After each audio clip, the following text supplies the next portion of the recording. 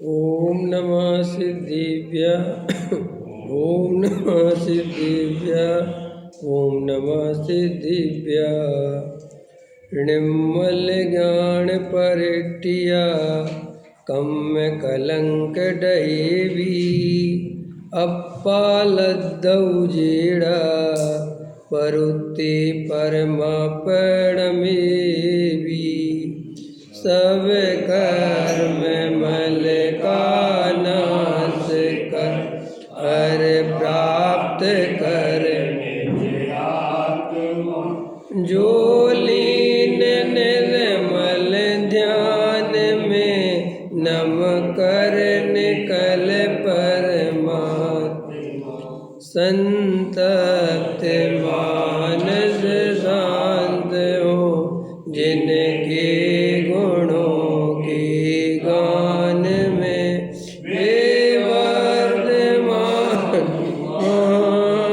जिन विचरे हमारे ध्यान में।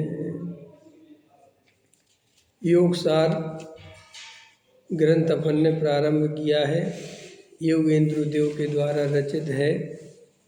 बहुत ही आध्यात्मिक ग्रंथ है। इस पर पूज्य गुरुदेव श्री कांजी स्वामी ने प्रवचन किए हैं। उसके आधार से अपन ने चर्चा प्रारंभ की है। देखिए, गाथा अपन पहले ही पढ़ रहे हैं। उसके माध्यम से जो गुरुदेव श्री ने प्रवचन किए वो अपन पढ़ रहे हैं। पृष्ठ क्रमांक है 2। सबसे नीचे से दूसरा पैराग्राफ देखना है। शुद्ध चैतन्य मूर्ति आत्मा की एकाग्रता के समय ही आंशिक धर्म दशा प्रकट होती है। वही सम्यक दर्शन है, वही धर्म का प्रारंभ है। साधक ने धर्म का प्रारंभ हो जाने के पश्चात पूर्ण दशा प्राप्त करने के लिए क्या किया, यह बात यहाँ चल रही है, जिसमें अतीन्द्रिय आनंद ही भरा पड़ा है। ऐसी निज सत्ता के अस्तित्व में ही आत्मा का सुख है। अन्य चाहे सर्वज्ञ परमेश्वर की सत्ता ही क्यों ना हो, परंतु उसमें मेरा सुख नहीं है। तेरा मेरा एक ही बात है। अपन के लिए तो मेरा है ना, समझ में आया? वो जानबूझ के मेरा बोला मैं। मेरा सुख नहीं है। किसमें? सर्वज्ञ देव में भी, परमात्मा देव शास्त्र गुरु में भी मेरा सुख नहीं है। तो फिर स्त्री पुत्र कुटुंब परिवार मकान दुकान धन संयोग, इनमें सुख की कल्पना करना तो महामूढ़ता है, महामिथ्यात्व है। समझ में आया? सर्वज्ञ परमेश्वर ने त्रिकाली निज आत्मा में केवल आनंद ही देखा है। अपने त्रिकाली ध्रुव भगवान आत्मा में आनंद के अलावा कुछ नहीं है। फिर आप प्रश्न करो कि जब आनंद के अलावा कुछ नहीं है तो दुख क्यों होता है? तो दुख इसलिए होता है कि हम उस आत्मा की अनुभूति ही नहीं करते। जब हम अनुभूति संयोगों की करते हैं, जब हम अनुभूति पर्याय की करते हैं, तो फिर दुख होना ही होना है। राग की अनुभूति सुख की अनुभूति नहीं है, ज्ञान की अनुभूति सुख की अनुभूति है। आज जो सुबह पूज्य गुरुदेव श्री का प्रवचन सुन के आया हूँ, उसमें इतनी सुंदर चर्चा आज गुरुदेव श्री ले रहे थे कि राग के अनुभव को आत्मा का अनुभव मत समझ लेना। राग का अनुभव तो पुद्गल का अनुभव है। समझ में आया? जैसे रसगुल्ला खाते हैं तो रसगुल्ला का अनुभव आत्मा का अनुभव नहीं है।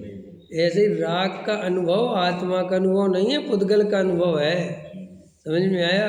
इसलिए तुझे दुख होता है। सब लोग ऐसा प्रश्न करते हैं ना कि भाई आत्मा जब अनंत सुखों का भंडार है, अतीन्द्रिय सुख का सागर है, तो फिर दुख क्यों होता है? दुख इसलिए होता है कि ऐसे आत्मा को तू जानता ही नहीं, ऐसे आत्मा को मानता ही नहीं, उसकी अनुभूति नहीं करता। अरे भाई, किसी के बैंक में करोड़ों अरबों रुपए जमा हो और उसे खबर नहीं हो और दर दर का भिखारी बन के घूमता हो, तो कोई कहे कि तू करोड़पति है, तो वो कहे कैसे करोड़पति हूँ, मैं दर दर का भिखारी बना हूँ। तो भैया तू अपने अज्ञान से बना है। तेरे बाप दादा तो बहुत माल छोड़ के गए हैं कि तुझे खबर नहीं है, तू बेहोश पड़ा है, तूने गलत संगति कर रखी है। समझ में आया? और फिर कहता है कि मैं काय का करोड़पति। अरे तो जाके देख, ऐसे ये जीव राग देश कसाय का अनुभव करते हैं अपन रात दिन, संयोगों में एकत्व बुद्धि करते हैं, परद्रव्य को अपना मानते हैं, नहीं समझ, भविष्य की चिंताओं में निमग्न है, अनादि अनंत नित्य शुद्ध ज्ञाय की खबर नहीं है और भविष्य की चिंताओं में निमग्न है, वर्तमान पर्याय में भविष्य की पर्यायों में रात दिन डोल रहे हैं और फिर कहता है कि मुझे तो दुख ही दुख का अनुभव होता है। तो इसमें आत्मा के स्वभाव की कमी नहीं है, आत्मा तो सुख स्वरूप है। तो फिर अनुभव दुख का क्यों है? क्योंकि उस सुख स्वरूप आत्मा की खबर नहीं है, इसलिए दुख की अनुभूति है। पकड़ में आया कि नहीं आया भाई? अनुभूति तो असली दुख सुख का कारण बनेगी ना, और जब हम अनुभूति राग की, दुख की, संयोग की अनुभूति कर रहे हैं तो दुख भी होगा। फिर जो अपने अभी एक प्रयोग करके देख लो, नहीं हो तो क्षण भर के लिए ज्ञान की अनुभूति करो और एक क्षण के लिए राग की अनुभूति करो। एक क्षण के लिए अपने को मनुष्य मानो और एक क्षण के लिए अपने को त्रिकाली आत्मा मानो ना, कि अपने ही तो हैं। तो मान के बताओ मुझे, जब अपने को आत्मा माना तो अपने को आनंद आया, और जब अपने को मनुष्य माना तो चिंता आई। तो इसका मतलब ये है कि भाई साहब, चिंता तो मनुष्य पने से हो रही है, चिंता आत्मा में कहाँ है? जब मैंने अपने को मनुष्य माना, फिर मनुष्य मानते ही सब कुछ खड़ा हो गया, फिर पिता पुत्र पत्नी सब कुछ संयोग खड़े हो गए। फिर मनुष्य माना तो घर भी खड़ा हो गया, मनुष्य माना तो आवश्यकताएं भी खड़ी हो गई, मनुष्य माना तो धन रुपया पैसा सब चाहिए, सब कसाय खड़ी हो गई, तो वह दुख प्रारंभ हो गया। और अपने को ज्ञान स्वभावी आत्मा माना तो बताओ अब क्या आवश्यकता दिख रही है, क्या दुख दिख रहा है? कुछ नहीं दिख रहा। तो बस यही तो आनंद है। लेकिन ये आनंद नहीं मानते अपन। देखो अपने ही हाथ में है ना आनंद की अनुभूति करना। रमेश जी, सरल है ना। अपने को जितनी देर आत्मा देखा उतनी देर क्या दुख हुआ बताओ? अगर आपको कोई दुख हुआ हो तो बताओ। ऐसा भूख प्यास लगेगी ना, वो मुझे नहीं लगती है।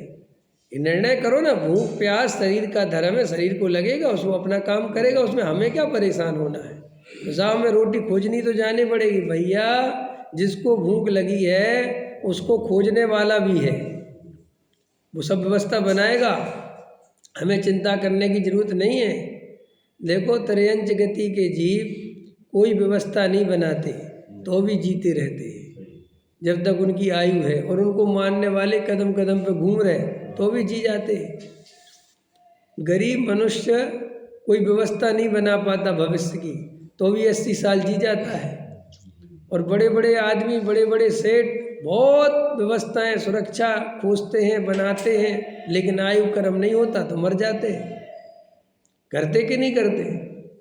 ये तो अपन देखते हैं ना कि वास्तव में तुम्हारे अनुसार व्यवस्था बनाने से तुम जिंदा नहीं रह सकते। लगता ऐसा है कि अगर हम व्यवस्था बना के रखेंगे, सही रखेंगे तो हमारा भविष्य अच्छे से खड़े रहे। भैया भविष्य अच्छे से तुम काटने वाले नहीं हो, वो तो कर्मोदय का खेल है। अगर कर्मोदय की व्यवस्था सही शॉर्ट चलती रही तो तुम्हारी व्यवस्था बनती रहेगी, और अगर वो बगैर तुम्हारे बनाने से तो, हमारे बनाने से तो कुछ बनता ही नहीं है। ये बात जिसे समझ में आ जाए वो सम्यक दृष्टि हो जाता है। कल एक अपन ने प्रसंग देखा था, अभी वो सोशल मीडिया पे वायरल हो रहा है।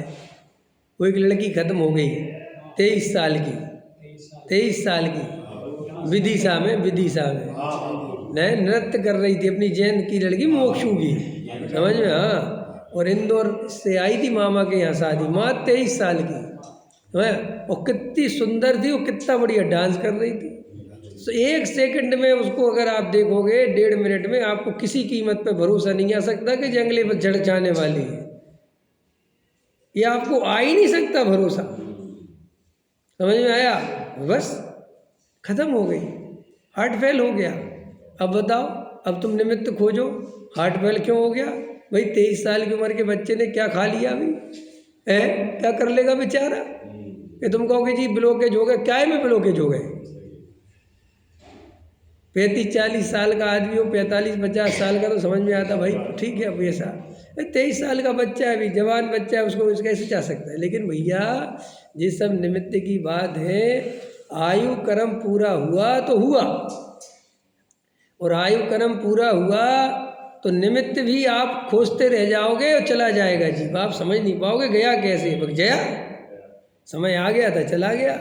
ये निर्णय करने पर चिंताएं टूटती हैं कि अब चिंता किसकी करें, अब मरने का भय क्या करना, जब मरना सुनिश्चित ही है और आयु प्रमाण इस देह में रहना है ये भी पक्का है, उससे आगे पीछे घटा बढ़ा नहीं सकती, तो अब चिंता कब करें कि साहब आजकल कैंसर बहुत हो रहा है, आजकल हार्ट फेल, अब तो फिर क्या करें, मर जाए। अरे भैया अपना भी हार्ट फेल होना होगा तो बने हो जाएगा, कैंसर होना होगा, क्या करोगे, क्या कब तक डरोगे। जीवन में वैसे ही डर कम नहीं है, और डर पैदा कर करके और अपनी हत्या मत करो। अपने को अजर अमर अविनाशी देखो, मरने वाली पर्याय समझ में आया, मैं वो नहीं हूँ, और वो तो आज नहीं तो कल छूटेगी। भाई हम 80 साल जी जाएंगे तो कौन से मोक्ष में पहुँच जाएंगे, और 70 साल में मर जाएंगे तो कौन से नरक में चले जाएंगे। साहब क्या बात, अरे पक्की बात है, तुम आज सम्यक दर्शन प्राप्त करो और 1 मिनट बाद मर जाना तो स्वर्ग में जाओगे, बोलो। और 50 साल जी जाना और मिथ्या दृष्टि बने रहना तो नरक में कूद जाना। तो आज अभी गुरुदेव श्री इतना बढ़िया ले रहे थे कि भाई राग की अनुभूति आत्मानुभूति नहीं है, राग की अनुभूति पुद्गल की अनुभूति है। तू अपने को राग वाला मानता है, ये महामिथ्यात्व है, समझ में आया। अपने को ज्ञान स्वभावी आत्मा मान, अपने को त्रिकाली ध्रुव ज्ञान में आत्मा अनुभूति में ले, वो तेरा स्वभाव है। राग भाग मेरा स्वभाव नहीं है, राग तो पुद्गल का है। ख्याल में आया कि नहीं आया। जीव उसे अपना मानता है, ये मिथ्यात्व है। हम उसे अपना स्वरूप मानते हैं, और उसकी जो जिसे अपना स्वरूप मानेंगे तो अनुभूति भी किसकी करेंगे, उसी राग की अनुभूति करेंगे ना। और राग की अनुभूति ही दुख की अनुभूति है। फिर जब हम आपसे कहते हैं, आचार्य भगवंत ज्ञानी धर्मात्मा कहते हैं कि आत्मा अतीन्द्रिय सुख का पिंड है, तो हमें ऐसा प्रश्न मन में खड़ा होता है कि सुख तो मिलता नहीं हमें। अपना प्रश्न लॉजिक है क्या कि भाई आत्मा अतीन्द्रिय सुख का स्वरूप है, तो हम तो रोटी के लिए मरे जाते। भैया रोटी के लिए आत्मा नहीं मरा जाता है, आत्मा का रोटी से कोई लेना देना नहीं है। ये निर्णय करना पड़ेगा। अगर अपन ये नहीं मानेंगे और अपने को रोटी खाना वाला मानेंगे तो फिर रोटी की चिंता होनी है, और फिर दुख होना ही होना है। भूख पुद्गल में क्या खेल है, भूख नाम का जो गुण है वो आत्मा में नहीं है, भूख आत्मा को नहीं लगे। फिर आत्मा को क्या होता है, आत्मा जानता है। तो फिर आत्मा में भूख का विकल्प तो उठता है, वो जो विकल्प उठता है वो बेकार है, वो आत्मा का स्वभाव नहीं है। और वो विकल्प इसलिए उठता है कि वह उस शरीर में आत्मा का निवास है ना, तो उसका निमित्त नैमित्तिक संबंध है। लेकिन असली में भोजन किसको चाहिए, शरीर को, मुझे नहीं चाहिए। भाई ऐसा समझ लो, आपने मुझसे कहा कि विवेक जी आप तो जयपुर में पढ़े रहे हो, आपकी तो जान पहचान है। हाँ ठीक है। बोले हमारे एक बच्चा उसका एडमिशन कराना है, ठीक है कि नहीं। हमने कहा अच्छी बात है, आपका बच्चा होशियार है। आपने कहा बहुत होशियार है। तो हमने कहा ठीक है हम बोल देंगे। तो बोले साहब आप विकल्प रखना उसके बारे में। हाँ जरूर जरूर। तो हमने विकल्प रखा और हमने बोला भी कि भैया इसका एडमिशन कर देना। लेकिन उस विकल्प में मेरा एकत्व कहाँ है, हम कितने उससे भिन्न हैं। यानी साहब करा तो आपने, अरे मैंने क्या करा, उस बच्चे का एडमिशन होना था तो उस जाति का निमित्त वो विकल्प मेरे होना था और निमित्त से हो गया। ऐसे भूख लगती है तो विकल्प आता है, ऐसा ही संबंध है। लेकिन उस विकल्प से मेरे त्रिकाली ध्रुव भगवान आत्मा का मेरा कोई संबंध नहीं है। ये अगर अपन निर्णय कर सकते हैं तो आत्मा का अनुभव कर सकते हैं। आ रहा रमेश जी समझ में। जैसे विकल्प भूख का आया तो विकल्प कौन नहीं किया, विकल्प आत्मा ने भूख का किया नहीं। हाँ ये नहीं करा विकल्प। हाँ नहीं सही है, सही। तो डर क्यों रहे, आत्मा ने करा ना। लेकिन वो आत्मा का स्वभाव नहीं है, वो आत्मा की कमजोरी है, वो आत्मा की ताकत नहीं है। और वो उस देह में आत्मा रह रहा है और ऐसा निमित्त कर्मोदय जन्म अवस्था है कि उसे भूख लगती है और आत्मा को ज्ञान होता है। आत्मा को असलियत में ज्ञान हुआ कि भूख लगी, और उस भूख की पूर्ति के लिए निमित्त रूप में वो व्यवस्था बननी है तो विकल्प आता है, वो एक व्यवस्था का पार्ट है वो विकल्प। आया समझ में? वो जो भूख भोजन जाना है ना, तो फिर ऐसा विकल्प आएगा, आटा लाओ, पानी लाओ, रोटी बनाओ, भोजन बनाओ, तो ये सब पार्ट है उस भोजन करने की।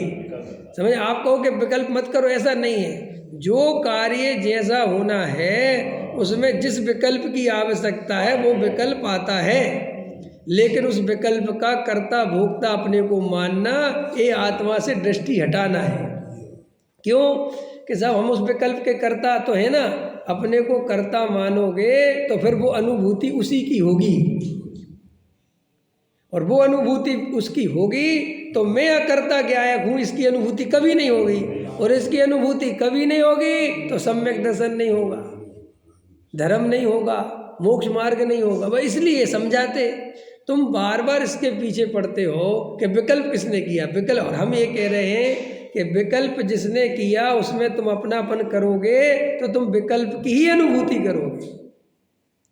आया समझ में कि नहीं समझ में आया? देखो भाई, जगत में 6 द्रव्य हैं, उनके परिणमन हो रहे हैं, हमारा भी परिणमन हो रहा है। कल रात की क्लास में मैंने लिया था कि आपको चुनाव करना है, आपको नहीं पता कि आप शरीर हो के आत्मा, हाँ साहब नहीं, लेकिन दिखते दोनों हैं। तब आपको चुनाव करना है कि आपको शरीर की तरफ जाना है कि आत्मा की तरफ जाना है। बोल कि साहब हमें चुनाव क्यों करना? इसलिए कि इन दोनों में से एक की तरफ जाओगे तो सुखी होगे और एक की तरफ जाओगे तो दुखी होगे। अब दोनों में से देखो कि तुम्हें किसके पास जाके सुख की अनुभूति होती है। ये तो सरल है ना भाई। सुखी तो पर्याय को होना है, द्रव्य को तो सुखी होना नहीं, न पुद्गल को होना है न जीव को होना है। जो पर्याय है एक समय की, सुखी किसे होना है? उसे। अब उस पर्याय से कहा कि देख ये है शरीर और ये है त्रिकाली ध्रुव भगवान आत्मा। अब इन दोनों में से तू किसे अपना मानना चाहती है?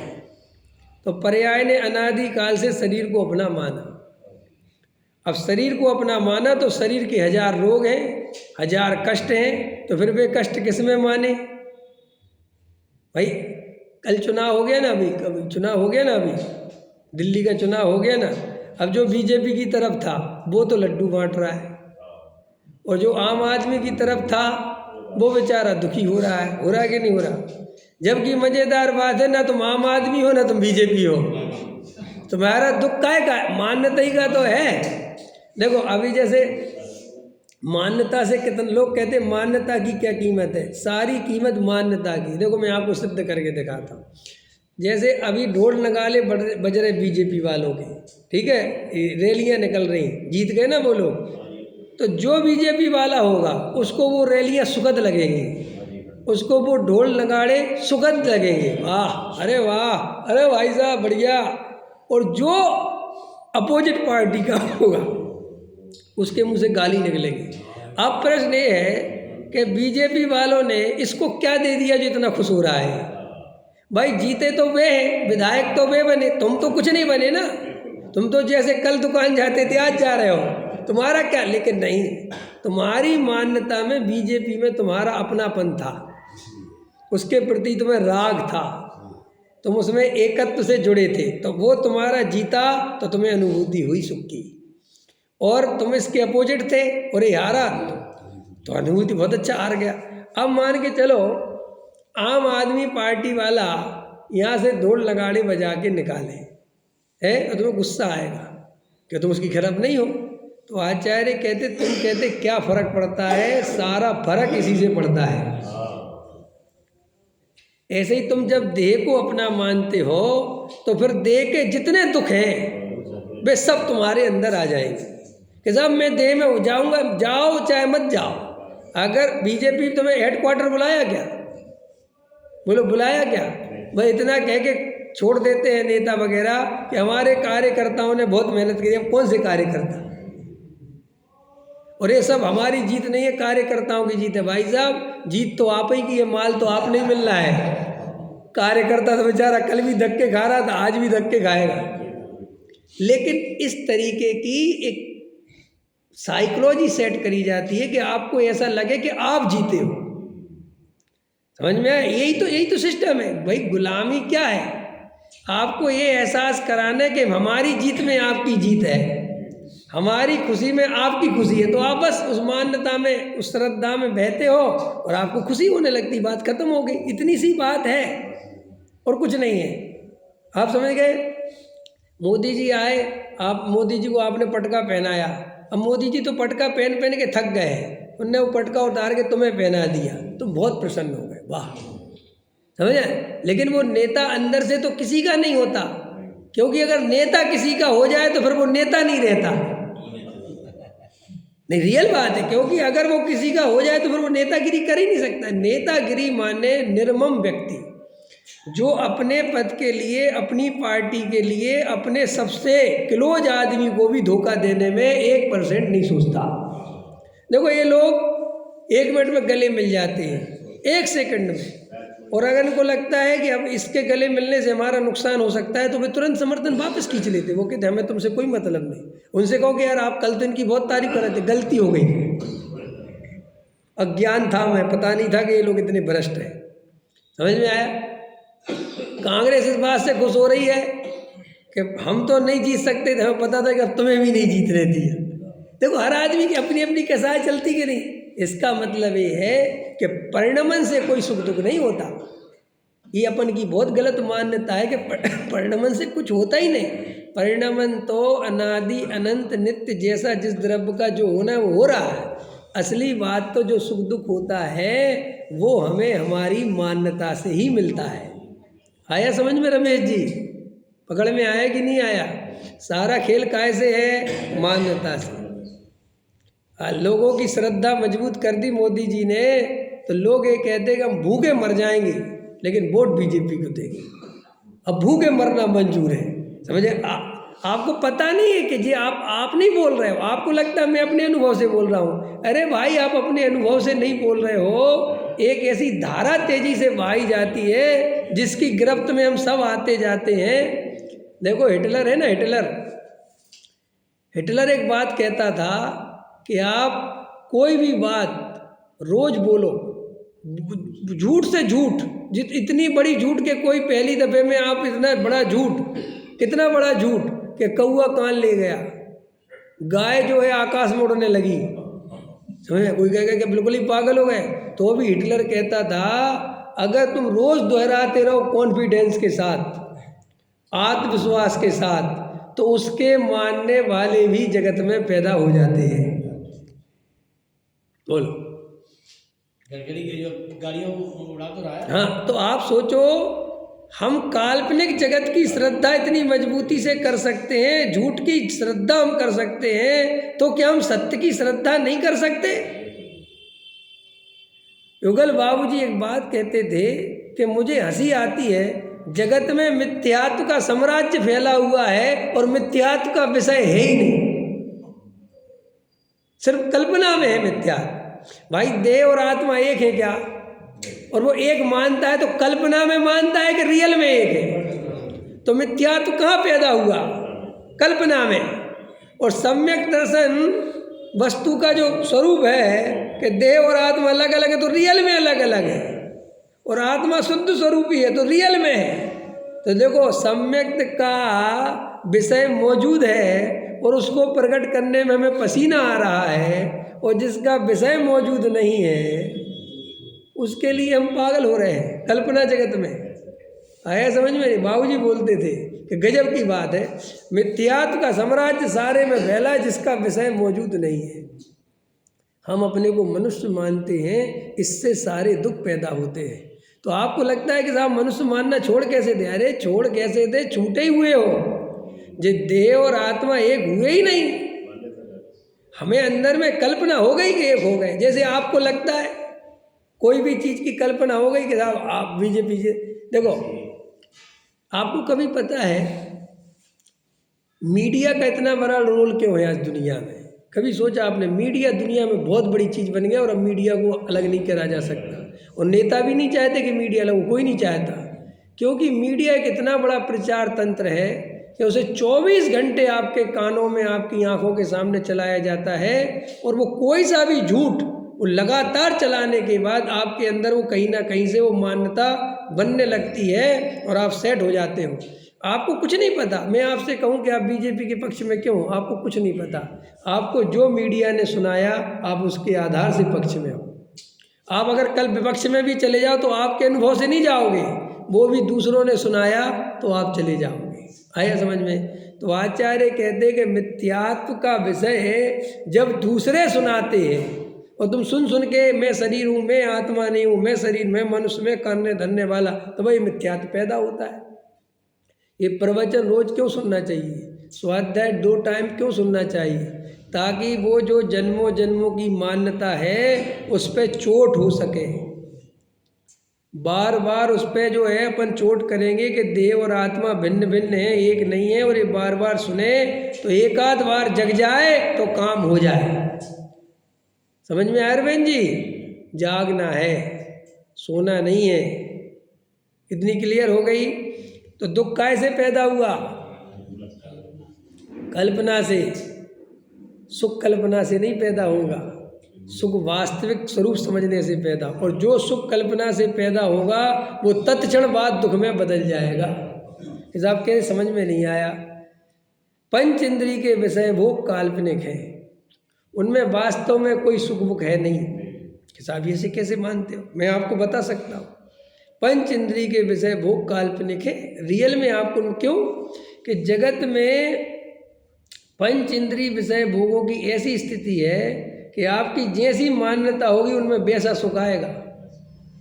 अगर किसी को रसगुल्ला अच्छा लगता है तो ही उसे रसगुल्ले में से आनंद आता है। अगर कोई मान्यता है मुझे तो बिल्कुल बेकार, तो रसगुल्ला खत्म, रसगुल्ला कुछ नहीं कर सकता। समझ में आएगी नहीं आए? जगत में देखते हो कि नहीं देखते? हमने जो चीज़ ले ली, अच्छा एक फिल्म हम कितने बार देख सकते हैं? 2 बार, 3 बार दिखाएं तो, 4 बार दिखाएं तो। पता है आपको ये आपको बात पता है कि नहीं? आपने कभी सोचा कि नई नई फिल्में क्यों बनती रहती हैं? पुरानी फिल्मों से काम चलाएं तो क्या दिक्कत है? कोई नहीं जाएगा देखने। यहाँ तक कि आपको फिल्म ढंग से याद भी नहीं हो, लेकिन आपकी स्मृति में ये बस चलता हो कि मैंने पहले देखी है, तो भी आपकी फिर वो जिज्ञासा नहीं बनती। और सारा जगत, सारा मार्केट आपकी जिज्ञासा के कारण चलता है। कपड़े में से सुख नहीं आता। आपने जो कपड़ा पहन लिया, थोड़ी देर का उसका देख लिया, 4 लोगों ने देख लिया, बस बात खत्म हो गई। अब आपको इसी पर तो धंधा टिका है। अगर आप उसी कपड़े में संतुष्ट रह जाते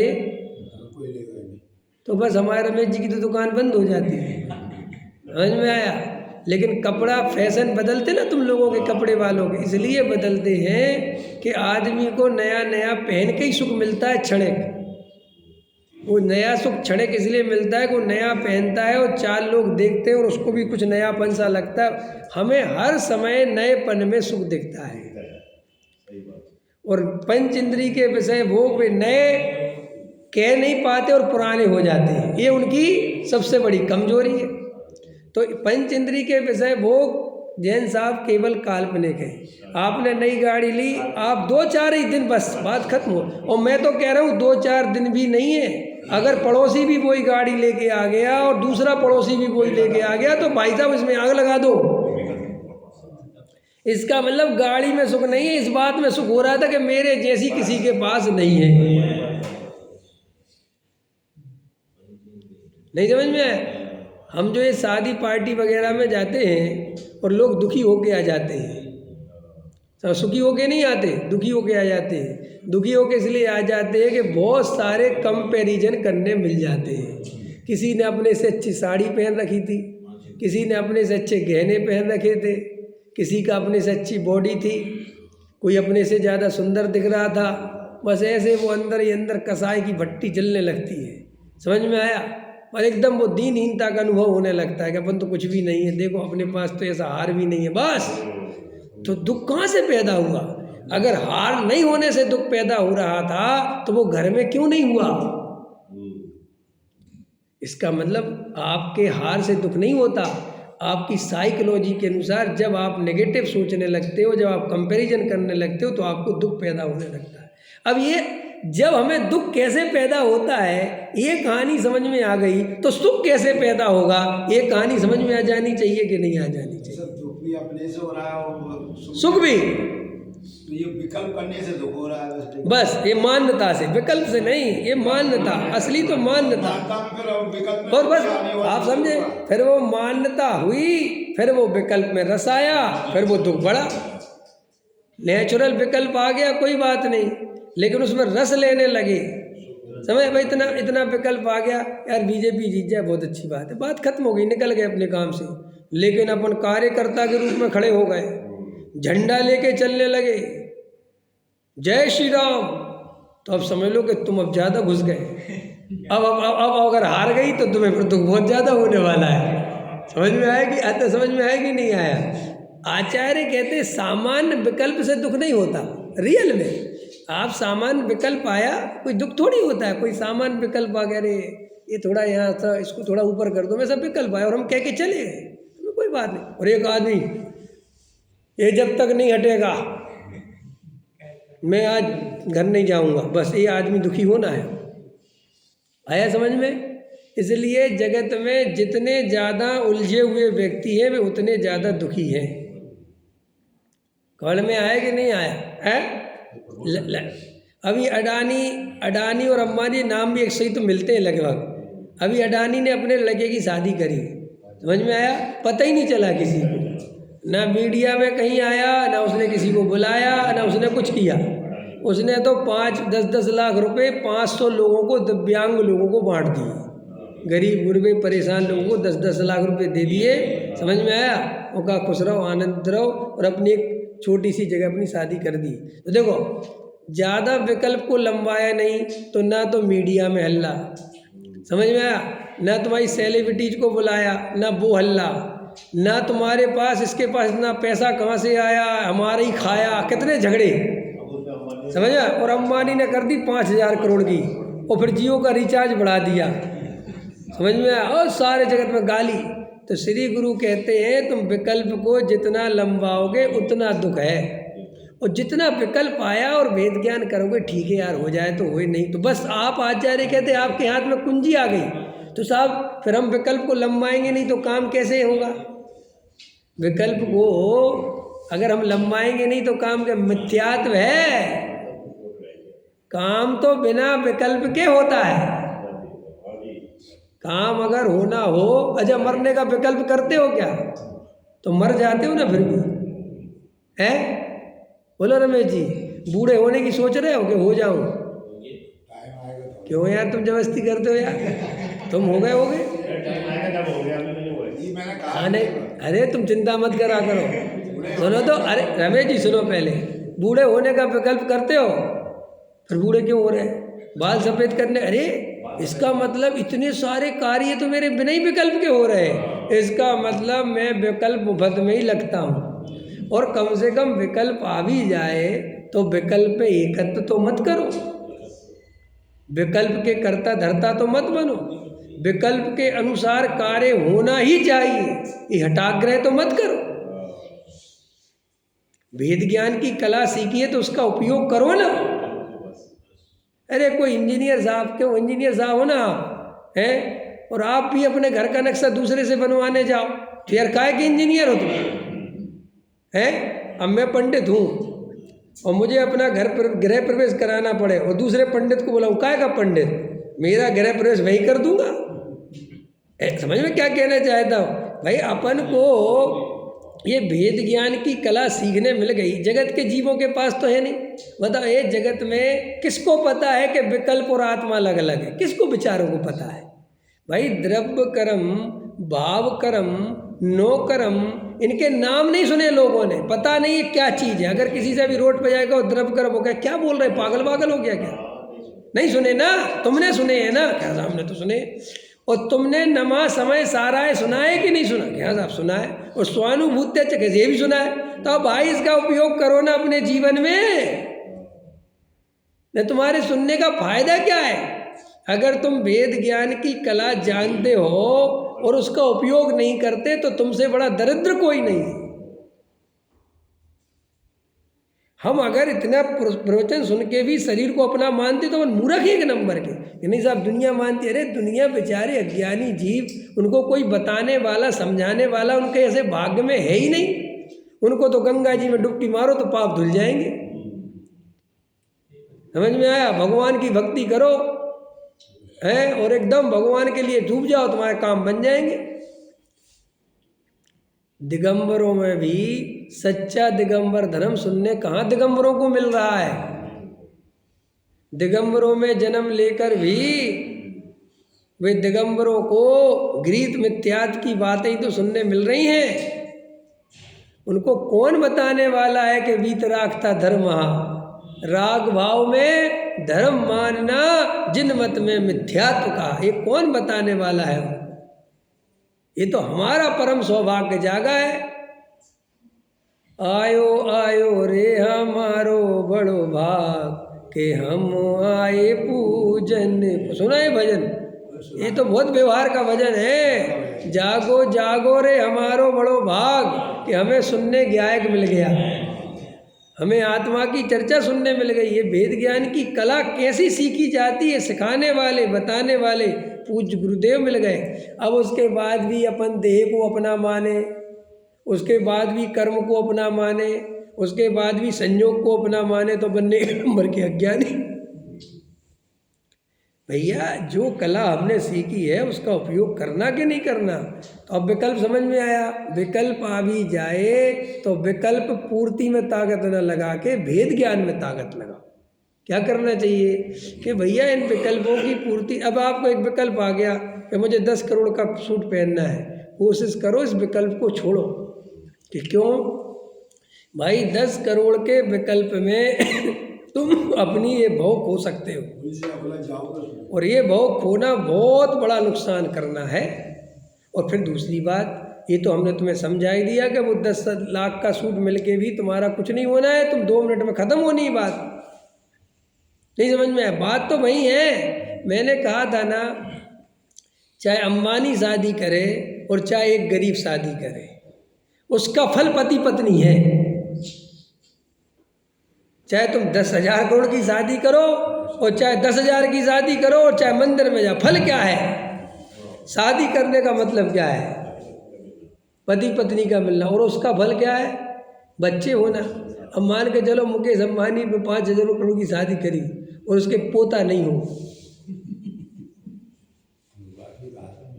है, और एक गरीब आदमी ने बेचारे पे मंदिर में जाके शादी करी भगवान के सामने और अगले ही साल बच्चा हो गया, ज़्यादा शादी सफल किसकी है? डरते क्यों? सफल शादी, अरे भाई ये हंस क्यों रहे हो भाई? विवाह क्यों करता है? लिखा ना टोडामल जी साहब ने, पुत्र की प्राप्ति करने के लिए विवाह आदि करता है। समझ में? और पुत्र ही नहीं हो तो विवाह आदि का क्या मतलब है? काय के लिए करे? तो अपनी संतति ना बढ़ा पाए, काय का विवाह? श्री गुरु कहते हैं ऐसे ही तुमने आत्मा की बात सुनी, वेद ज्ञान की बात सुनी और सम्यक दर्शन प्राप्त नहीं कर पाए तो काय का तुम्हारा सुनना समझना है? चाहे फिर तुम मंदिर 1000 वर्ग फुट का बनवा लो, नहीं 1000 वर्ग फुट तो कुछ होता ही नहीं, कितना बस है नहीं बताओ, वही हिसाब किताब लगा है। 20,000 वर्ग फुट का बनवा लो, 1000 गज में बनवा लो, क्या होने वाला है? और एक आदमी के पास इतनी छोटी सी प्रतिमा, इतना छोटा सा मंदिर, एक ही प्रतिमा, चैत्यालय, और उसने सम्मेसन ले लिया, काम का है वो? तो महाराज ये 20,000 गज बेकार है सब। आया समझ में? कोई आदमी 3 मिनट में आया भगवान के सामने, 3 मिनट में उसने खेल कर लिया, और तुम रोज 30 साल से आ रहे हो, तुम्हें 1 मिनट में समझ में नहीं आ रहा करना क्या, तो क्या मतलब 30 साल से आगे कर क्या लिया तुम? तो भाई साहब आचार्य भगवंत कहते विकल्पों को लंबाना नहीं, विकल्पों में दम नहीं है कुछ भी, बेकार की बात है। विकल्प आए तो मैंने पहले बताया सामान्य विकल्प दुख नहीं देता। जब उस विकल्प से हम जुड़ते हैं, जब उसमें एकत्व करते हैं और ये मान्यता बना के चलते हैं कि ऐसा ही होना चाहिए, बस यहाँ से दुख चालू। वरना दुख नहीं हो सकता, ये पक्की बात है। हमें दिन भर में हजारों विकल्प आते हैं, घबराना नहीं, इस लोग को लगता है विकल्प हजारों विकल्प आते दुख देते हैं क्या? सब विकल्प दुख देते हैं क्या? नहीं देते। मैं लिख के ले लो। आप यहाँ से गए, आपको 20 विकल्प आते, अरे यार ये कचरा डला है, निकल गए। अरे यार ये सड़क टूटी, निकल गए। लेकिन आप खड़े होकर गड्ढे भरने लग गए तो फिर अब आकुलता बढ़ेगी भाई। ज्ञाता दृष्टा रहे परिणति मेरी, असली धर्म ये है, ये असली काम ये है। जितने ज़्यादा ज्ञाता दृष्टा रहेंगे उतने। अब आनंदित रहना है कि नहीं, चुनाव करो। आपको 10 करोड़ रुपए मिलेगा, काय के लिए चाहिए? आपको आनंदित होने के लिए चाहिए ना। और अगर हम बिना 10 करोड़ के आनंदित कर दें तो ये ज़्यादा फायदे का सौदा है कि नहीं? तो आचार्य कहते इसको समझो, ये गहरी बात है, बहुत गहरी बात। ये अपन के अंदर में सारा खेल जो चल रहा है वो मान्यता से चल रहा है। तो रमेश जी, विकल्प की स्वरूप समझ में आया?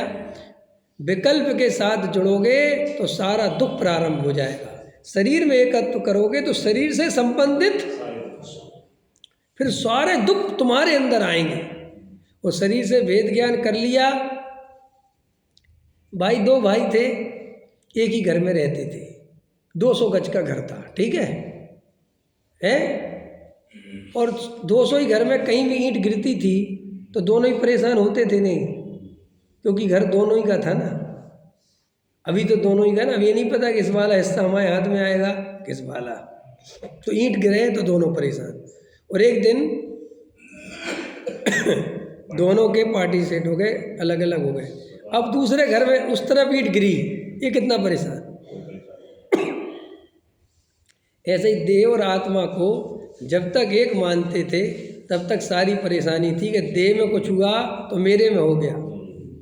और अब देह और आत्मा का सच्चा भेद ज्ञान हो गया तो देह में होता है तो पता चलता है कि देह में ही हुआ है, मेरे में नहीं हुआ।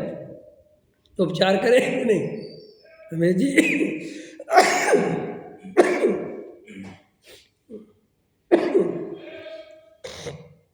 बताओ, उपचार करें कि नहीं करें?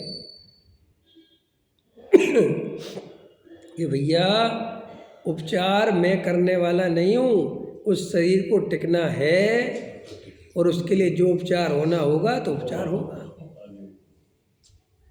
अपन कभी कभी जो कहते ना कि इनने ऐसा कर दिया, ऐसा कर लेते, ऐसा कर देते, ऐसे नहीं करना था, ऐसा कर देते, ऐसा।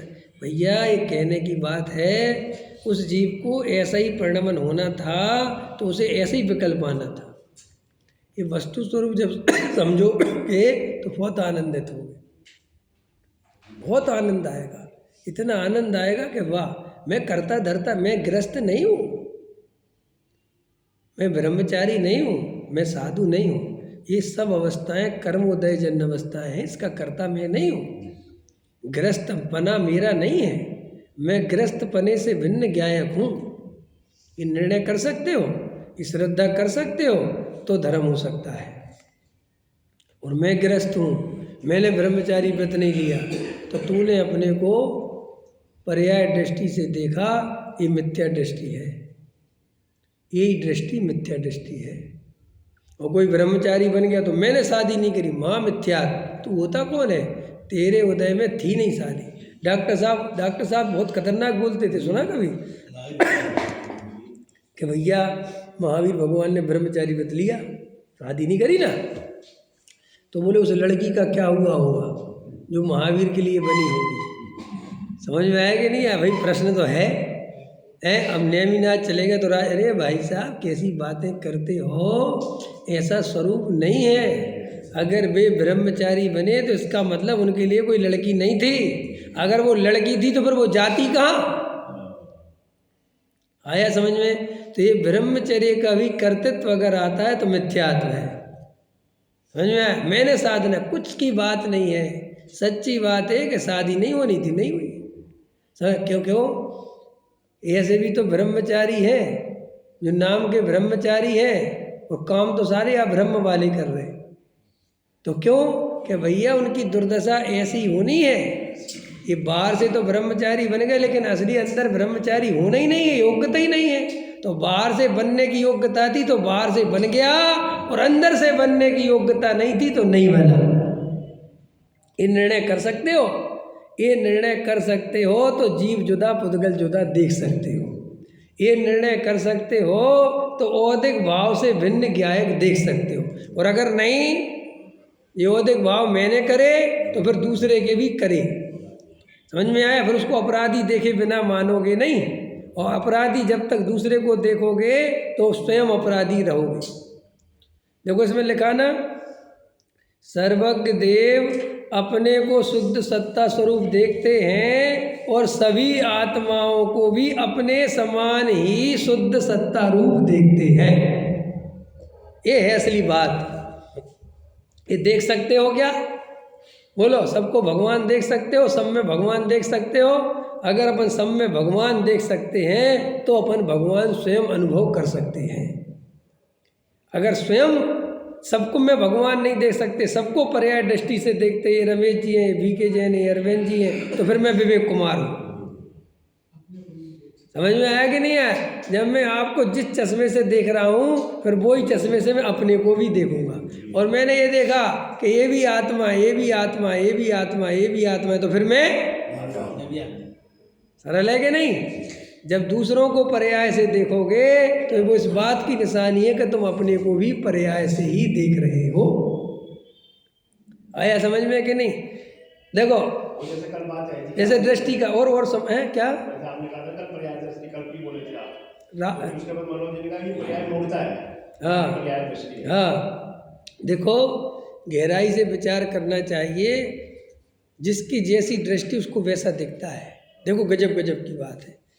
देखो महिलाओं की प्रकृति और पुरुष की प्रकृति में कितना अंतर रहता है। महिलाएं शादी पार्टी में जाएंगी तो उनको सब महिलाओं की साड़ियाँ दिखेंगी, सब महिलाओं के गहने दिखेंगे, किसने क्या पहना था, किस कलर का पहना था, कितना महंगा कितना, सब दिखेगा। और अपन को कुछ नहीं दिखता। अब प्रश्न है कि तुम्हें आंखें नहीं है क्या? तुम्हें क्यों नहीं दिखता? भाई साहब, हमारे अंदर वो मान्यता, वो दृष्टि नहीं होने से हमें कुछ दिखाई नहीं देता। अपन को कुछ और दिखाई देता है जो महिलाओं को दिखाई नहीं देता। समझ में आया कि नहीं आया? अपन अहंकारी पुरुष है ना, तो अपन ये देखते कितना पैसा खर्च किया। देखा? देखो देखो तुम ऐसा थोड़ा ही है। ये समझो भाई, ये सब समझो। तुम कोई दूध के धुले हो ऐसा नहीं है। हमारे अंदर दूसरे अहंकार, महिलाओं के अंदर वो अहंकार की प्रवृत्ति नहीं होती, उन्हें तो इस टाइप की प्रवृत्ति होती है कि तुम्हारे पास इतना जेलसी टाइप की, और हमारे पास कम है, इसके पास। इसमें पुरुष की प्रकृति अहंकार की है, बस उसको तो अहंकार चाहिए।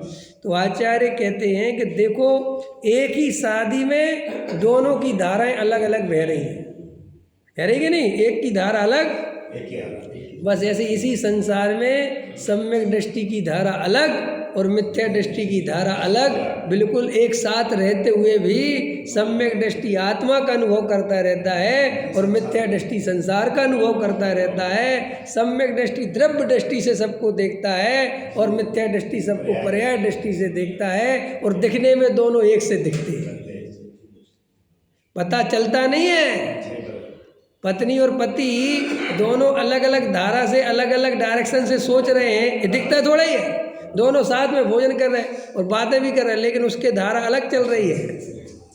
और जब घर पे आओ तो पत्नियां कहती भी हैं, देखो उसने कितना बढ़िया वो पहना था, क्या पहना था, क्या हार है, हार। मैंने कहा अच्छा तुमने नहीं देखा? हाँ, तुम काय को देखोगे? समझ में आया कि नहीं आया? क्यों कि तुम देखोगे तो तुम्हें दिलाना पड़ेगा, तो तुम इसलिए नहीं देखते। ऐसा है ही नहीं, स्वभाव नहीं, उसकी उस जाति की रुचि नहीं, वो क्यों देखेगा? और तुम्हें उस जाति की रुचि तो तुम देखोगे। तो यही सम्यक दृष्टि 24 घंटे अपने को आत्मा देखता है, क्योंकि उसकी आत्मा की रुचि है। और मिथ्या दृष्टि 24 घंटे पर्याय दृष्टि से, संयोग दृष्टि से, कसाय दृष्टि से, समझ में आया, रात दिन उस दृष्टि से देखता है, क्योंकि उसकी वो ही दृष्टि है। ठीक है? तो अभी एक रह गया, आज मुझे जो बोलना था वो मैं बोला नहीं, कल बोलूँगा।